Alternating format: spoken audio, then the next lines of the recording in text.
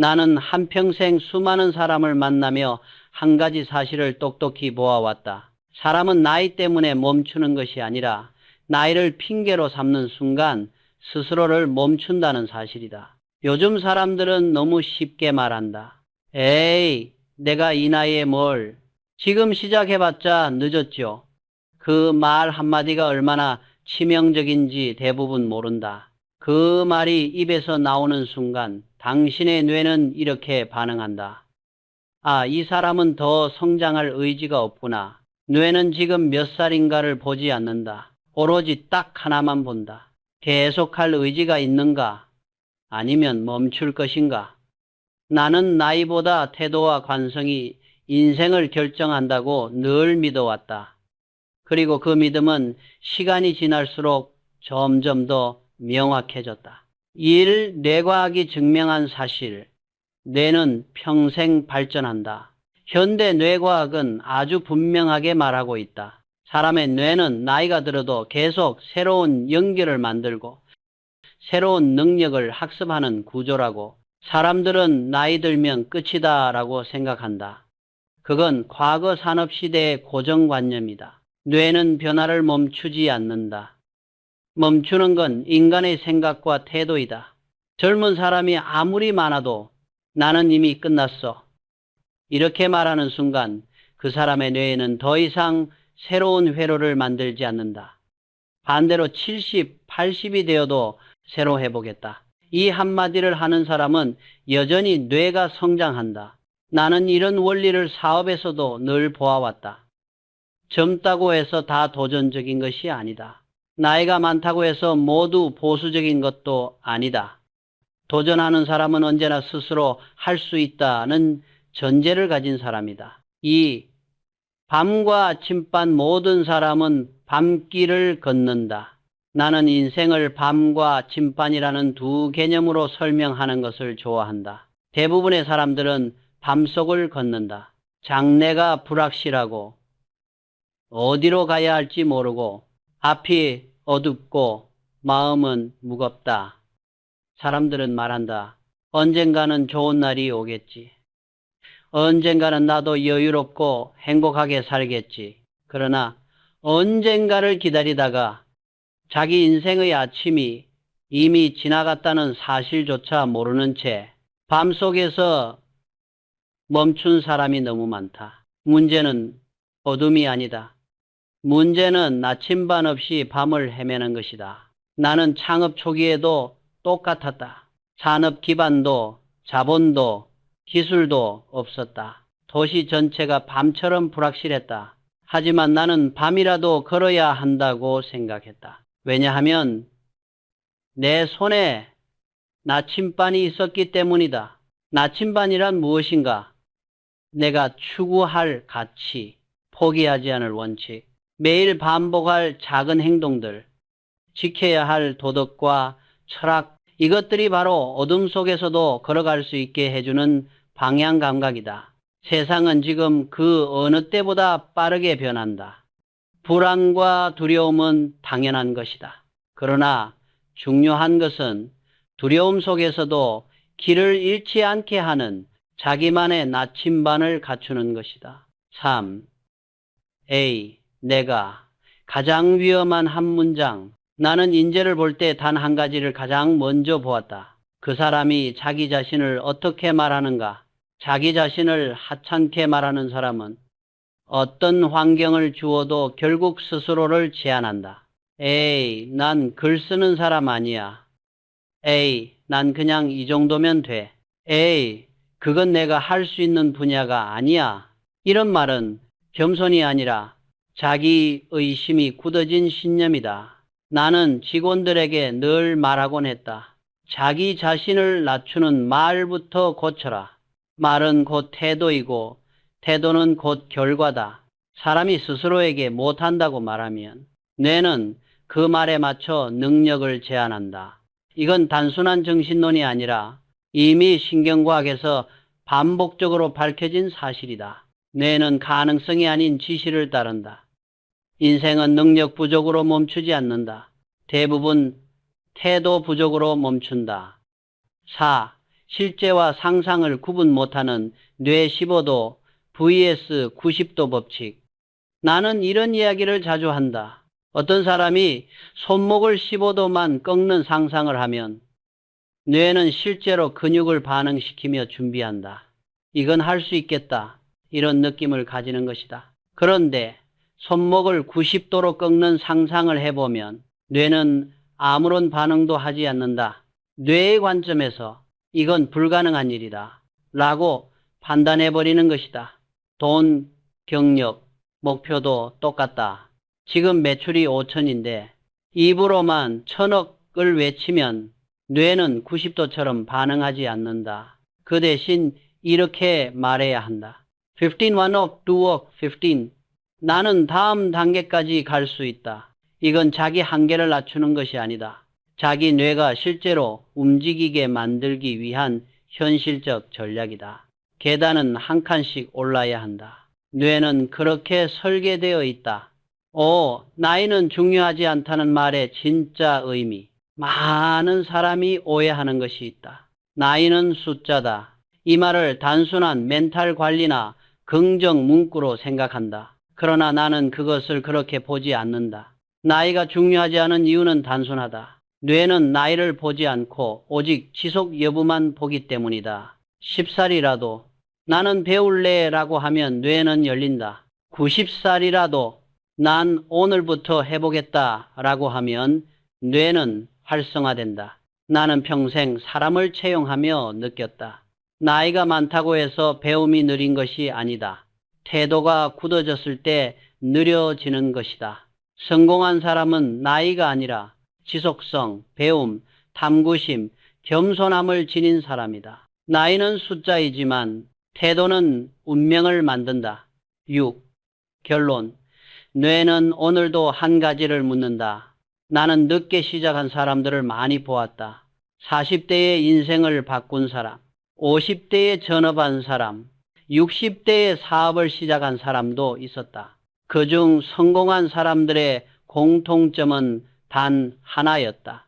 나는 한번 해보겠다. 이 한 문장이 뇌의 스위치를 켜고 능력을 모으고 유리한 상황을 끌어온다. 나이는 변명이다. 두려움은 자연스럽다. 그러나 멈추는 건 선택이다. 오늘 당신의 뇌는 다시 묻고 있다. 계속할 의지가 있는가? 아니면 오늘도 멈출 것인가?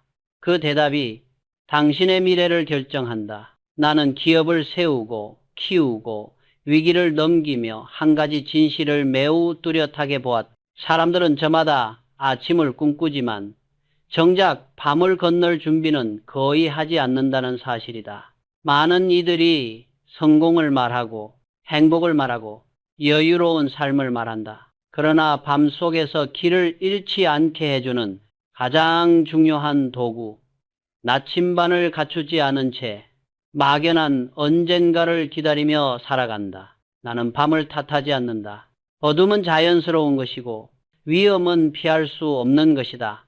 문제는 어둠 속에서 어디로 가야 할지 모른다는 사실이고 그 무지를 채워줄 기준과 철학이 없다는 데 있다. 1.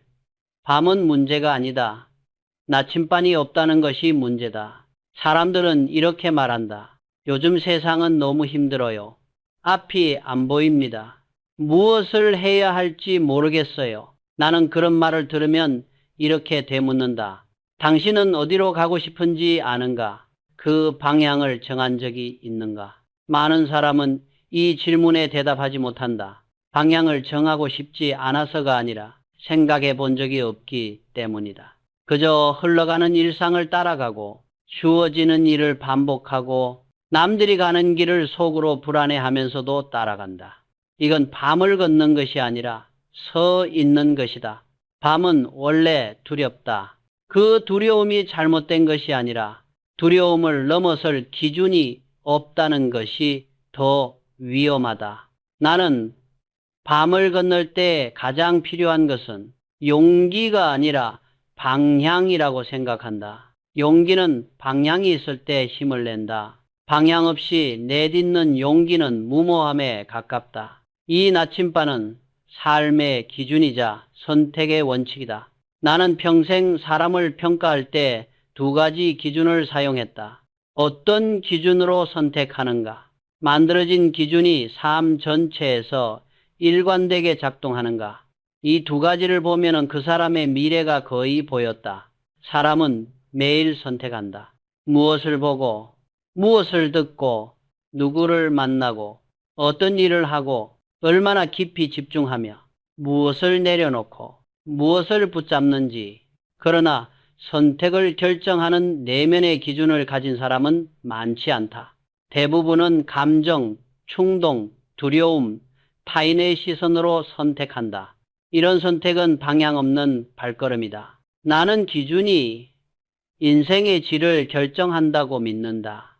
기준이 정해진 사람은 흔들리지 않고 기준이 없는 사람은 사소한 바람에도 무너진다. 경영에서도 똑같다. 기업이 위기를 이겨내는 이유는 돈이 많아서가 아니라 원칙이 있기 때문이다. 기준이 없는 회사는 언제나 상황에 따라 흔들리고 결정이 하루가 다르게 달라지고 조직 전체가 방향을 잃는다.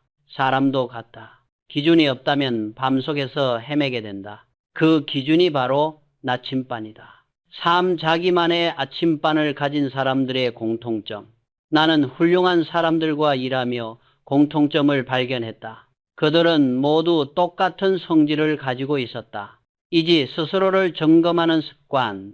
그들은 늘 자신을 들여다본다. 지금 나는 어떤 상태인가? 무엇이 부족한가? 어디로 가야 하는가? 이런 질문을 끊임없이 던진다. 자기를 점검하지 않는 사람은 언제나 외부 환경을 탓하고 자신의 약점을 보지 못한다. 행동 기준이 명확하다. 그들은 절대 기준을 바꾸지 않는다. 돈 때문에 기준을 팔지 않고 남의 시선 때문에 기준을 움직이지 않는다. 기준이 흔들리면 방향이 사라진다. 그리고 방향이 사라지면 밤 속에서 제자리만 맴돌게 된다. 사소한 것을 대충 넘기지 않는다. 나는 오래전부터 말해왔다. 사소한 일에 성패가 달려있다. 실제로 나는 시간 약속, 문장 한 줄, 보고서 한 장, 작은 약속 하나를 지키는지 등의 극도로 사소한 행동으로 사람을 평가했다. 왜냐하면 이런 사소함이 그 사람의 본질을 말해주기 때문이다. 경영도 똑같다. 대단한 전략보다 매일 반복하는 사소한 행동이 기업을 만든다. 이 세 가지가 갖춰진 사람이 밤을 건널 수 있고 결국 아침에 도달한다. 나침반은 책과 경험에서 만들어진다. 사람들은 가끔 나에게 묻곤 한다. 회장님은 어떻게 그런 판단을 하셨습니까? 어떻게 방향을 아십니까? 나는 늘 이렇게 대답했다. 책과 경험으로 기준을 만들었다. 나는 젊을 때부터 독서를 매우 중요하게 여겼다. 특히 고전은 시간의 검증을 통과한 지혜이기 때문에 실패하지 않는 나침반이 된다. 고전은 단순히 오래된 책이 아니다. 시대를 넘어 살아남은 원칙들이다. 그리고 경험은 책에 담긴 원칙이 실제 상황에서 어떻게 움직이는지 보여준다. 책이 방향을 잡아주고 경험이 그 방향을 실제로 검증해준다. 나는 이 두 축으로 삶을 살았다. 그래서 혼란스러운 순간에도 기준을 잃지 않을 수 있었다. 밤을 건너기 위해 필요한 단 한 가지, 자기 점검. 밤을 걷는 사람은 불안하다. 앞이 보이지 않고 길이 어디인지 모르고 조금만 실수해도 모든 것이 무너질 것 같다는 압박감을 느낀다. 그러나 나는 말하고 싶다. 밤은 문제를 드러내는 거울이다. 낮에는 누구나 자신감 있다. 주변이 밝고 길이 보이기 때문이다. 그러나 밤이 오면 사람의 진짜 내면이 드러난다. 그리고 그때 필요한 것이 자기 점검 셀프체크이다. 나는 기업을 경영할 때 늘 세 가지 질문을 스스로에게 했다. 나는 지금 어디에 있는가? 나는 무엇을 향하고 있는가? 내 기준은 여전히 올바른가? 흔들리고 있지 않은가? 이 세 질문이 기준의 흔들림을 막아주고 나침반을 다시 정렬해준다. 자기 점검 없이 사는 사람은 밤속에서 아무 방향 없이 헤맨다. 그러다 서고 그러다 포기한다. 반대로 자기 점검을 습관화한 사람은 밤이라도 계속 걸을 수 있다. 왜냐하면 길을 잃어도 다시 나침반을 들여다보고 방향을 바로잡기 때문이다. 나는 이것을 내면의 내비게이션이라고 불렀다. 6. 나침반이 없는 사람의 5가지 특징. 나는 수천 명의 직원을 보며 나침반이 없는 사람의 공통점을 발견했다. 결정이 빠르지만 깊지 않다. 충동적이다. 결과보다 감정이 행동을 결정한다. 문제가 생기면 외부 탓부터 한다. 한 번 실패하면 도전을 멈춘다. 자기를 돌아보지 않는다. 이런 사람은 어떤 환경에서도 계속 제자리 걸음을 한다. 나는 사업을 하며 깨달았다. 지식의 부족보다 기준의 부재가 더 큰 문제다. 사람은 지식 없이도 성공할 수 있다. 운이 도와주면 가능하다. 그러나 기준 없이 성공한 사람은 반드시 다시 무너진다. 기준이 없는 성공은 모래 위에 지은 집이다. 7. 나침반이 있는 사람의 행동 방식. 반대로 나침반이 있는 사람은 행동 방식이 완전히 다르다. 의사결정이 느려도 정확하다. 감정보다 가치와 원칙을 우선한다. 외부 환경보다 자기 내면을 먼저 점검한다. 작은 실패로는 흔들리지 않는다. 방향이 있기 때문에 행동이 누적된다. 이런 사람은 밤을 걸어도 결국 아침에 도착한다. 성공은 속도가 아니라 방향의 문제다. 나침반이 있는 사람은 천천히 가도 결국 도착한다. 반면 나침반이 없는 사람은 아무리 빨리 뛰어도 길을 잃고 결국 멈춘다. 8. 결론, 밤을 탓하지 말고 나침반을 만들어라. 나는 수십 년 동안 경제불황, 정세불안, 산업변화 같은 엄청난 밤을 여러 번 경험했다. 하지만 그 어떤 밤도 나침반을 빼앗지는 못했다. 어둠은 우리 삶에 온다. 두려움도 온다. 혼란도 온다. 그러나 이 말은 진실이다. 밤은 모두에게 온다. 그러나 나침반을 가진 사람만 아침에 도달한다. 그러므로 밤을 탓하지 말아라. 세상을 탓하지 말아라. 환경을 탓하지 말아라. 당신이 해야 할 일은 단 하나이다. 나만의 기준과 철학으로 된 아침반을 만드는 것. 그 아침반이 있다면 지금이 밤이어도 앞이 보이지 않아도 불안해도 천천히라도 걸어가면 반드시 길이 열린다. 사람들은 자주 이렇게 말한다. 두려워서 못하겠습니다. 새로운 걸 시작하려니 떨립니다. 실패하면 어쩌죠? 나는 이런 말을 이해하지 못하는 것이 아니다. 두려움은 인간이라면 누구나 가진 자연스러운 감정이다. 하지만 나는 평생 사업을 하며 분명히 알게 되었다. 두려움이 문제인 것이 아니라 두려움 앞에서 멈추는 선택이 문제다.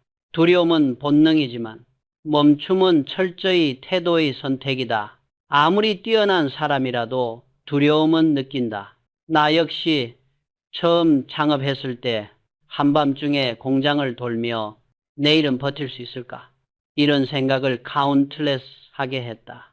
그러나 나는 멈추지 않았다. 멈추는 순간 두려움은 현실이 되기 때문이다. 1. 두려움은 원시 본능이다. 뇌는 여전히 10만 년 전의 방식으로 반응한다.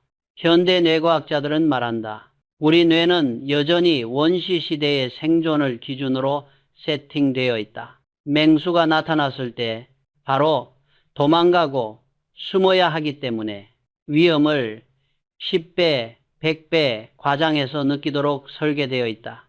그래서 우리는 작은 변화만 생겨도 마치 생명을 잃을 것처럼 불안해한다. 직장을 그만두려 하면 심장이 뛴다. 새 프로젝트를 시작하려 하면 스트레스가 몰려온다. 새로운 사람을 만나려 하면 위축된다. 한번 실패하면 인생이 끝난 것처럼 느낀다.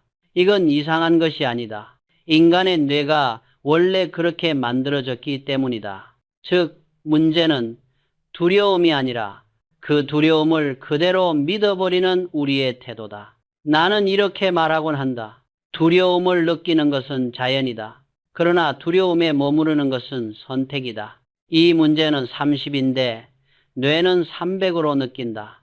나는 임직원들과 자주 이런 비유를 썼다. 뇌는 문제의 10배를 만들어낸다. 실제로 직장 문제는 30 정도인데 뇌는 300으로 확대한다. 사업 리스크는 20인데 뇌는 200으로 해석한다. 왜냐하면 뇌는 지금 문제를 분석하는 기계가 아니라 내 생명을 지켜야 하는 기계로 작동하기 때문이다. 그래서 대부분의 사람은 문제를 해결하기 전에 문제의 크기에 압도되어 스스로 포기한다. 나는 이런 부류의 사람을 너무 많이 보았다. 재능이 있는데 두려워서 멈추는 사람, 기회가 있는데 불안해서 양보하는 사람, 가능성이 있는데 의심 때문에 돌아가는 사람. 그들의 공통점은 단 하나였다. 두려움의 숫자를 실제 숫자라고 착각한다. 그러나 성공한 사람은 두려움이 커져도 그 숫자를 믿지 않는다.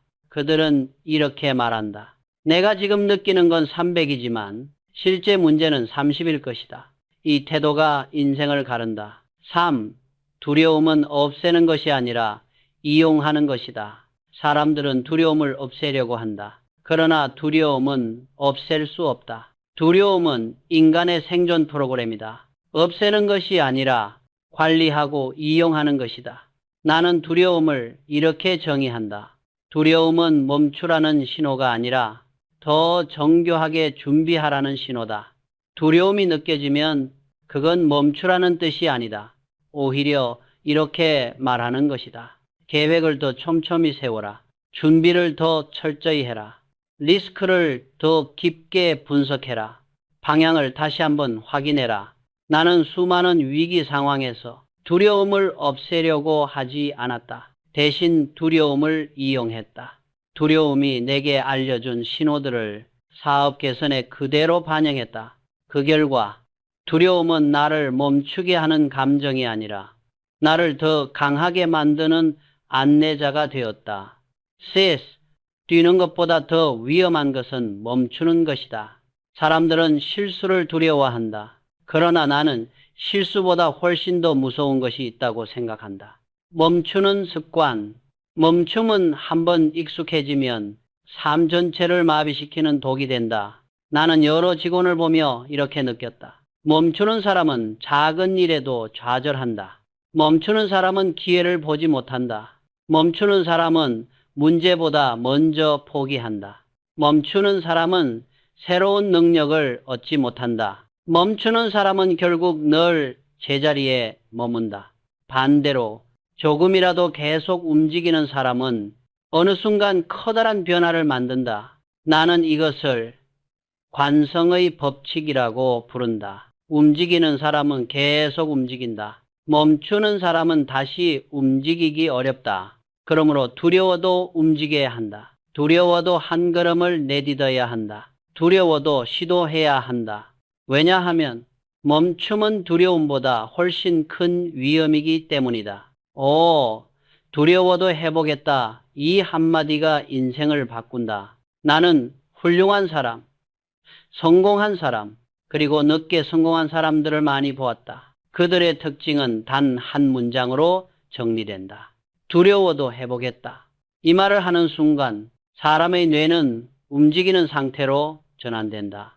생각의 구조가 바뀌고 시야가 바뀌고 문제를 바라보는 태도 자체가 달라진다. 반면 에이 난 못해요. 나한텐 안 맞아요. 지금은 때가 아니에요.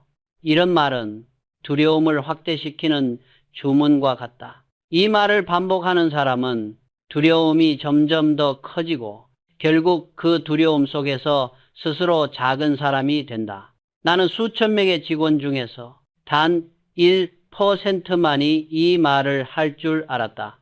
그 1%가 팀장이 되고 임원이 되고 사업가가 되고 인생의 아침을 맞이했다. 6. 도전하지 않는 사람의 공통점. 나는 도전하지 않는 사람들의 특징도 명확하게 보았다. 두려움을 실제 상황으로 착각한다. 시작하기 전에 이미 실패를 상상한다. 자기 자신을 과소평가한다. 남들의 평가를 과대평가한다. 작은 실패에 지나치게 민감하다. 이런 사람은 환경이 아무리 좋아져도 기회를 잡지 못한다.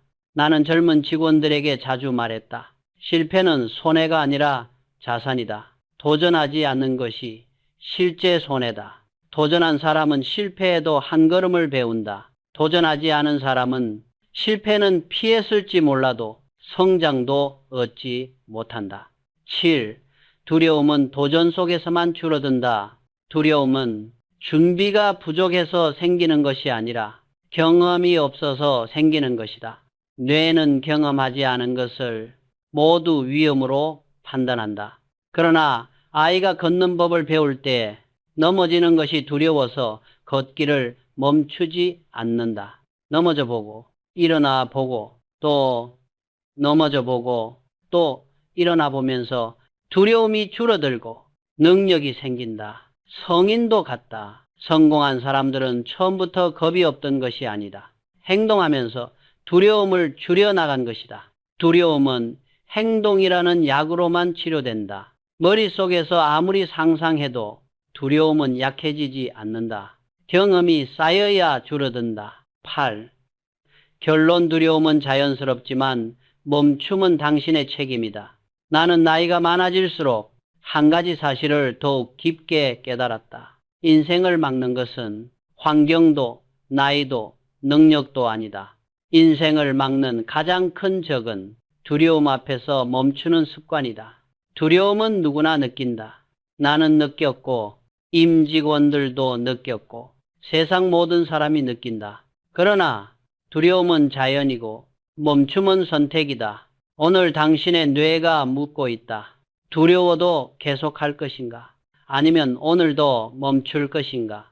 멈추는 순간 두려움은 현실이 된다. 하지만 계속 움직인다면 두려움은 결국 당신의 힘이 된다. 밤이 두렵다면 멈추지 말고 한 걸음이라도 걸어라. 그 한 걸음이 당신을 아침으로 데려간다. 사람들은 부자를 말할 때 대부분 돈을 먼저 떠올린다. 돈이 많으면 부자고 돈이 적으면 가난하다고 생각한다. 그러나 나는 평생 사업을 하며 이 생각이 얼마나 위험하고 얼마나 사람을 좁은 사고 안에 가두는지 보아왔다. 나는 이렇게 정의한다. 부자는 돈을 버는 사람이 아니라 돈을 끌어당기는 사람이다. 돈을 쫓으면 평생 돈에 끌려다니고 돈이 따라오게 만들면 평생 자유롭게 살 수 있다. 이 차이는 단순한 철학이 아니라 삶의 모든 방향을 바꾸는 결정적 기준이다. 1. 부자가 되기 위한 노력은 돈만이 아니라 더 나아진 나를 만든다. 나는 직원들에게 자주 말했다. 부자가 되려고 노력하면 얻는 것은 돈이 아니라 자기 자신이다. 사람들은 이 말을 처음 들으면 이해하지 못한다. 그러나 진짜 부자들을 오래 지켜보면 이 말이 정확한 사실이라는 것을 알게 된다. 돈을 벌기 위해서는 더 좋은 판단, 더 깊은 사고, 더 높은 품질, 더 강한 책임감, 더 정교한 실행, 더 넓은 인맥, 더 단단한 마음, 더 성숙한 태도, 이 모든 것이 필요하다. 즉, 부자가 되기 위해 필요한 능력을 갖춰가는 과정 자체가 그 사람을 완전히 바꿔놓는다. 돈은 그 변화의 부산물이다. 본질이 아니다. 나는 이렇게 결론 내렸다. 부자가 되고 싶은가? 그러면 더 훌륭한 인간이 되면 된다. 돈은 훌륭함 위에 자연스럽게 따라오는 것이다. 이 돈을 목표로 삼으면 반드시 길을 잃는다. 나는 평생 동안 수많은 직원을 채용하고 수많은 사업가를 만나고 수많은 후배들을 지켜보았다. 그리고 한 가지 공통점을 발견했다. 돈만을 목표로 삼는 사람은 반드시 중간에 흔들리고 끝내 방향을 잃는다. 그 이유는 간단하다. 돈에는 방향성이 없다. 돈에는 기준이 없다. 돈에는 가치가 없다. 돈에는 인간을 성장시키는 힘이 없다. 돈은 도구일 뿐이다. 도구를 목표로 하면 삶 전체가 도구의 노예가 된다. 그래서 나는 임직원들에게 늘 말했다. 돈을 목표로 삼지 말고 돈이 따라오도록 만드는 사람으로 성장하라. 이 말의 핵심은 사람이 먼저이고 돈은 그 뒤라는 것이다. 진짜 부자들은 현실적인 상상을 한다. 현대 많은 자기계발서들은 큰 꿈을 가져라. 억 단위, 조 단위를 상상하라. 이런 말을 너무 가볍게 한다. 물론 큰 꿈은 중요하다. 그러나 나는 뇌과학적 관점에서 이렇게 본다. 뇌가 받아들일 수 있는 상상만 실제 행동으로 이어진다. 손목 15도 vs 90도의 비유처럼 뇌는 가능하다고 느껴지는 상상에만 반응한다. 부자들도 같다. 그들은 처음부터 1영억을 상상하지 않는다. 그들은 자기 단계에 맞는 상상을 한다. 매출 5천, 1억, 1억, 3억, 3억, 10억 이렇게 뇌가 실제로 움직이는 상상을 한다. 내가 보아온 진짜 부자들은 항상 현실적인 다음 단계를 정확히 그리는 능력이 있었다. 이 능력이 부자와 반복 실패자 사이의 결정적 차이다. 부자는 절대 조급하지 않다. 가난한 사람들은 특징이 있다. 지금 당장 벌고, 지금 당장 결과를 보고, 지금 당장 기쁨을 얻고 싶어 한다. 그래서 아래와 같은 긴급한 감정에 휘둘린다. 조급함, 불안, 비교, 과한 기대, 충동적 투자, 무리한 선택, 단기적 사고, 이런 감정은 뇌를 생존 모드로 몰아넣고 객관적 판단을 완전히 무너뜨린다. 반면 진짜 부자는 조급함을 절대 허용하지 않는다. 나는 평생 기업을 운영하면서 단 한 번도 조급함으로 성공한 사람을 본 적이 없다. 조급한 사람은 반드시 실수한다. 부자는 속도가 아니라 방향을 먼저 결정한다. 그 방향이 맞으면 속도는 자연스럽게 붙는다. 부자는 기준과 철학이 있다. 나는 오래전에 이렇게 정의했다. 돈은 사람의 그릇 크기 안에서만 머문다. 그릇이란 무엇인가? 그 사람의 기준, 철학, 태도, 규칙, 신념이다. 이 그릇이 작은 사람은 돈을 벌어도 금방 잃는다. 돈을 버는 것보다 돈을 지키는 것이 훨씬 어렵기 때문이다. 반대로 그릇이 큰 사람은 얼마를 벌어도 다시 채운다. 나는 임직원들에게 그릇을 키우는 가장 빠른 방법을 3가지로 알려주었다. 자신을 객관적으로 평가하는 능력, 잘하는 것, 부족한 것, 강점, 약점을 정확히 아는 사람은 돈을 다루는 판단이 정확하다. 원칙을 지키는 태도, 쉬운 길을 골라도 되는 상황에서도 원칙을 지키는 사람은 돈이 오래 머문다. 배움을 멈추지 않는 습관. 배움은 사람이 썩는 것을 막는 산소와 같다. 배움이 끊기면 사람도 정지하고 부도 정지한다. 진짜 부자의 마음에는 기준선이 있다. 나는 부자들을 만나면서 그들이 공통적으로 가진 마음의 기준선을 보았다. 그것은 바로 나는 더 나아질 수 있다. 이 기준선은 매우 단순해 보이지만 삶 전체를 바꾸는 기초이다. 가난한 사람은 나는 원래 이 정도다. 이렇게 자기 한계를 너무 빨리 설정한다. 반면 부자는 아직 더 할 수 있다. 이 한마디로 뇌를 확장시키고 행동을 움직인다. 그 차이가 10년 후, 20년 후 엄청난 격차를 만든다. 돈만 많은 사람은 진짜 부자가 아니다. 나는 인생에서 돈은 많지만 부자가 아닌 사람을 많이 보았다. 그들은 돈은 있지만 불안하고 조급하고 욕심이 많고 만족하지 못하고 남을 견디지 못하고 작은 일에도 화를 내고 쉽게 흔들린다. 이런 사람은 절대 부자가 아니다. 그들은 돈 부자일 뿐이다. 진짜 부자는 마음이 단단하고 기준이 분명하고 판단이 깊고 일관성이 있으며 성장을 멈추지 않는다. 돈은 그들의 결과일 뿐이다. 나는 이렇게 말한다. 부자가 되고 싶다면 먼저 부자 그릇을 만들어라. 그러면 돈은 자연스럽게 따라온다. 8. 결론, 돈은 결과일 뿐 당신이 가야 할 곳이 아니다. 나는 말년에 더욱 확신했다. 사람을 가르는 것은 돈의 크기가 아니라 기준의 크기라는 것을.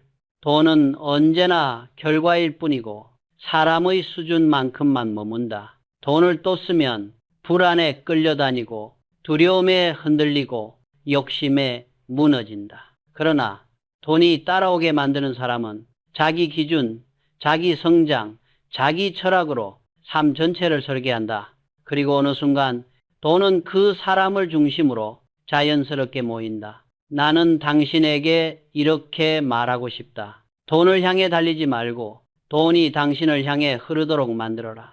그게 진짜 부자의 길이다. 그 길은 급하지 않지만 언제나 확실하게 아침으로 이어진다. 사업을 하며 가장 안타깝게 본 사람들은 능력이 부족한 사람들이 아니었다. 나는 평생 수많은 인재를 보았다. 그 중에는 머리가 좋지 않아도 성공한 사람이 많았다. 경험이 적어도 성장한 사람이 많았다. 실수가 많아도 끝내 목표에 도달한 사람이 많았다. 그러나 단 한 부류의 사람만은 아무리 좋은 환경을 주어도 절대 성장하지 못했다. 그들은 바로 안전지대 컴포트존에 머무르는 사람들이다. 나는 오랫동안 생각했다. 왜 어떤 사람은 뛰어난 재능을 갖고도 평생 제자리에서만 맴돌까? 왜 어떤 사람은 모든 조건을 갖추고도 큰 일을 하지 못할까? 그 이유는 아주 단순했다. 그들은 능력이 부족해서가 아니라 자기 자신을 충분히 믿지 못했기 때문이다. 1. 안전지대는 편안함이 아니라 정체 공간이다.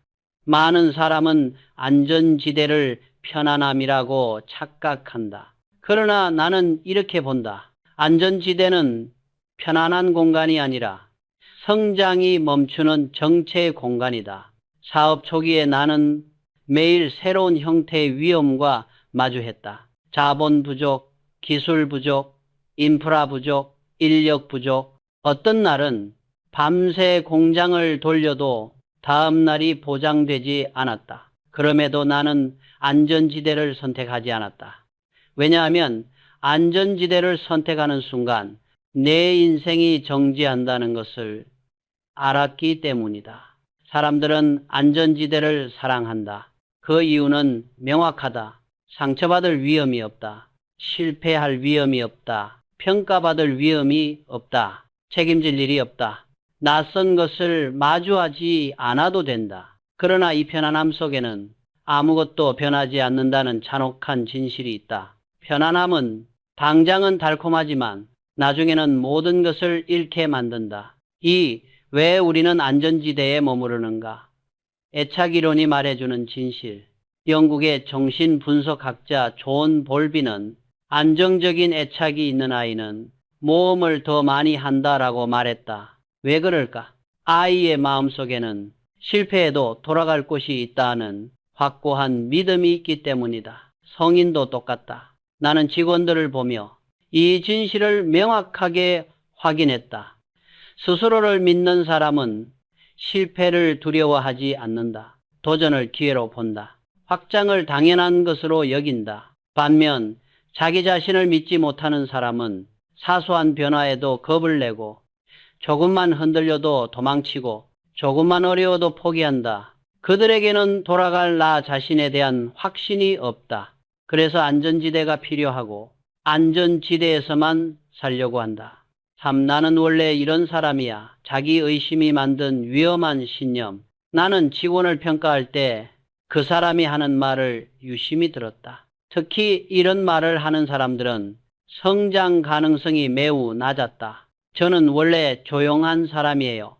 저는 원래 이런 일 못해요. 저는 그냥 이 정도로 만족해요. 저는 안전한 게 좋아요. 저는 변화가 싫어요. 이 말들은 외형만 보면 겸손하거나 소박한 것처럼 들리지만 실제로는 자기의심이 굳어진 신념이다. 관찰을 잘못하면 현실이 왜곡된다. 나는 원래 이 정도다 라고 말하는 순간 그 사람의 뇌는 이 정도 사람만 되도록 능력을 제한한다. 이건 과학적 사실이다. 뇌는 우리가 스스로를 어떻게 규정하는지에 따라 성장할지 멈출지를 결정한다. 그래서 나는 이렇게 말한다. 사람은 현실에 막히는 것이 아니라 자기 해석에 막힌다. 4. 안전지대에 있는 사람의 7가지 특징. 나는 안전지대에 자리를 잡고 절대 나오지 않으려는 사람들을 수십 년 동안 지켜보았다. 그들의 공통점을 정리하면 이렇다. 새로운 일을 무조건 위험하다고 본다. 시작하기 전에 이미 실패를 상상한다. 다른 사람 의견에 지나치게 휘둘린다. 지금의 자신을 과도하게 방어한다. 성장보다 안전과 안정을 더 중요한 가치로 둔다. 변화가 오면 능력이 아니라 환경을 탓한다. 스스로를 칭찬하기보다 변명하는 시간이 많다. 이러한 특징은 절대 성장으로 이어질 수 없다. 나는 이런 사람들을 보며 한 가지 결론에 도달했다. 안전지대는 사람을 보호하는 것이 아니라 사람을 점점 약하게 만든다. 안전지대를 벗어난 사람만이 인생을 바꾼다. 나는 수많은 사람 중 단 10%만이 안전지대를 벗어날 용기를 낸다는 것을 발견했다. 그러나 그 10%가 90%의 성과를 가져왔다. 그들이 가진 공통적인 대답은 단 하나였다. 두렵지만 해보겠다. 이 한 문장이 인생을 완전히 바꾼다. 능력이 있어야 도전하는 것이 아니다. 도전을 해야 능력이 생기는 것이다. 성공은 재능의 문제가 아니라 확장의 문제다. 확장은 행동에서 나오고 행동은 용기에서 나온다. 그리고 용기는 안전지대를 떠날 때 생긴다. 6. 안전지대를 벗어나는 가장 확실한 방법. 자기 신뢰 구축. 사람이 안전지대에서 나오지 못하는 이유는 능력 부족이 아니라 자기 불신이다. 따라서 안전지대에서 벗어나려면 능력을 키우는 것이 아니라 먼저 자기 신뢰를 키워야 한다. 나는 임직원들에게 자기 신뢰를 만드는 방법을 3가지로 정리하여 알려주었다. 이지, 작은 약속을 지키는 습관. 약속을 지키는 것이 중요한 이유는 다른 사람과의 신뢰가 아니라 자기 자신과의 신뢰 때문이다. 사람은 스스로에게 한 약속을 지키지 못하면 자신을 믿지 못하게 된다. 그리고 자기 자신을 믿지 못하는 사람은 절대 도전할 수 없다. 그래서 나는 말했다. 작은 약속을 지키면 자기 인생이 움직인다. 밀, 작은 성공을 반복적으로 경험하기. 사람의 뇌는 성공 경험을 기억하는 구조를 갖고 있다. 작은 성취라도 반복되면 뇌는 이렇게 판단한다. 나는 이 정도는 할 수 있구나. 다음 단계도 가능하겠구나. 이 단순한 경험의 축적이 엄청난 행동력을 만든다. 그래서 나는 신입 직원들에게 늘 작은 성공을 경험하게 했다. 그 작은 성공이 그들의 커리어 전체를 바꾸었기 때문이다. 자기 자신을 존중하는 태도, 자기 신뢰는 자기 존중에서 나온다.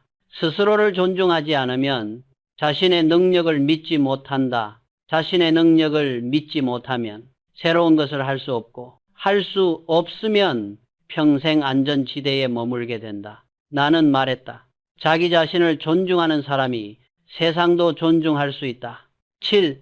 안전지대 밖이 두려운 이유. 익숙함의 중독.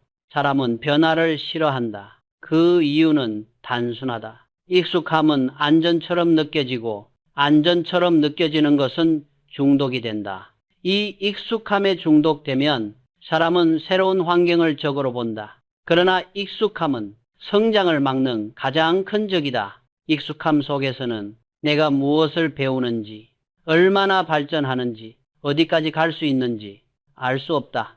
익숙함은 편안하지만 그 편안함 속에서 사람은 아주 천천히 죽어간다. 8. 결론. 안전지대를 떠나는 순간 인생이 시작된다. 나는 마지막으로 이렇게 말하고 싶다. 안전지대는 당신을 지켜주지 않는다. 당신을 가두고 있을 뿐이다. 두렵다고 해서 틀린 것이 아니다. 불안하다고 해서 부족한 것이 아니다.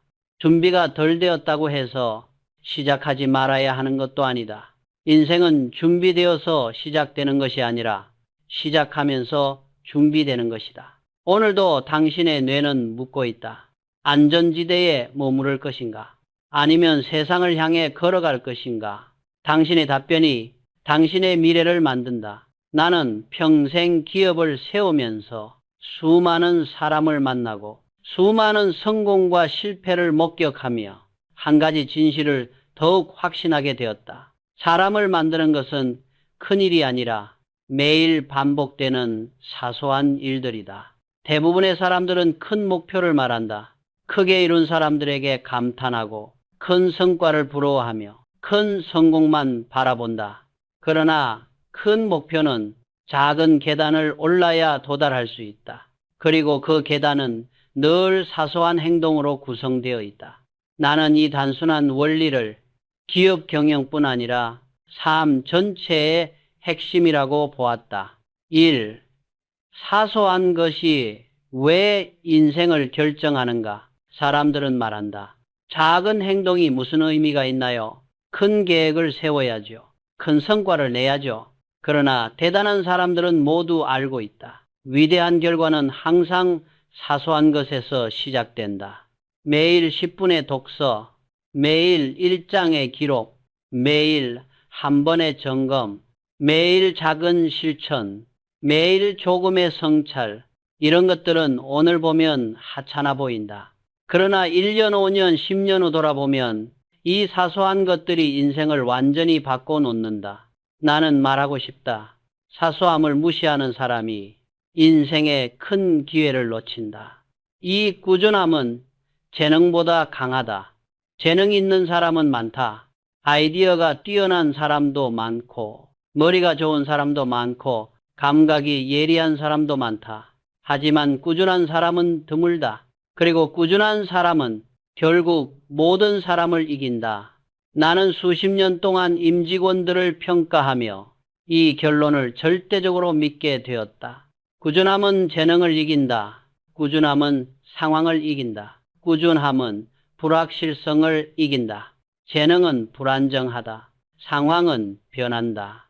행운은 오래가지 않는다. 그러나 꾸준함은 환경과 관계없이 쌓인다. 누구도 빼앗을 수 없는 자산이 된다. 나는 꾸준함을 사업의 진짜 자본이라고 여겼다. 삶 사라지지 않는 성공은 사소한 것에서 시작한다. 성공에는 두 가지 종류가 있다. 빠르게 얻고 빠르게 사라지는 성공, 느리게 쌓이지만 절대 무너지지 않는 성공. 빠른 성공은 운이 필요하고 느린 성공은 원칙이 필요하다. 나는 두 번째 성공을 믿었다. 왜냐하면 그것만이 인생 전체를 지탱할 수 있는 기반이기 때문이다. 그 기반을 만드는 것은 다름 아닌 사소한 일들의 반복이다. 작은 약속을 지키는 습관, 작은 기준을 유지하는 태도, 작은 노력을 들이는 실력, 작은 성취를 축적하는 마음, 이 모든 것이 10년, 20년 후에는 어마어마한 차이를 만든다. 4. 사소한 일을 대충 하는 사람이 절대 성공하지 못하는 이유. 나는 수많은 직원을 보며 한 가지 패턴을 발견했다. 사소한 일을 대충 하는 사람은 중요한 일에서도 반드시 실수를 한다. 왜냐하면 사소함은 그 사람의 기본기이기 때문이다. 이메일 한 줄을 대충 쓰는 사람은 문서도 대충 만든다. 시간 약속을 가볍게 여기는 사람은 중요한 기회도 놓친다.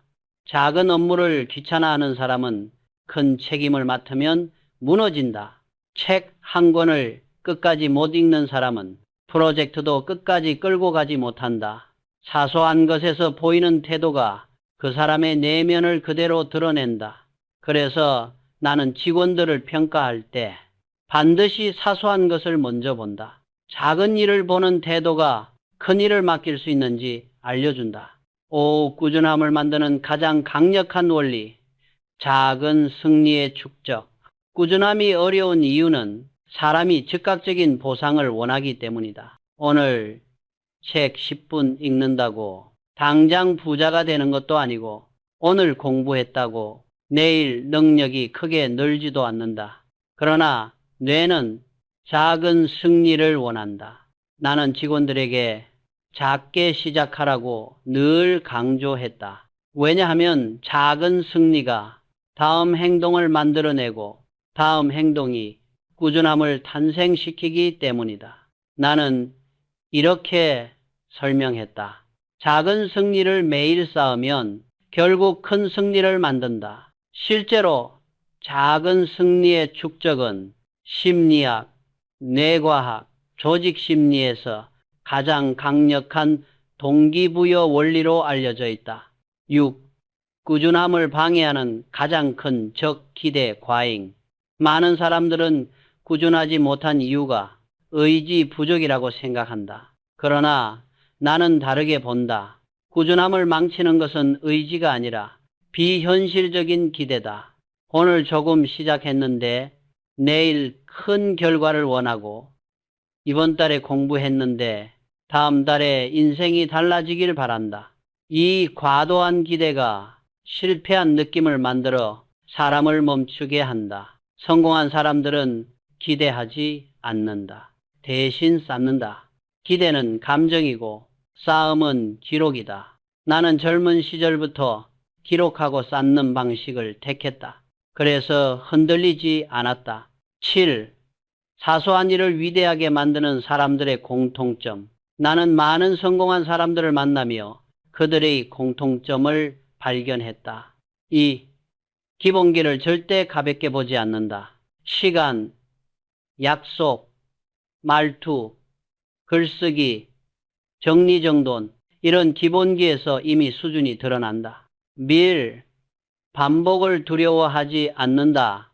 반복은 지루해 보이지만 성공은 반복의 산물이다. 수업 하루를 의미 있게 만든다.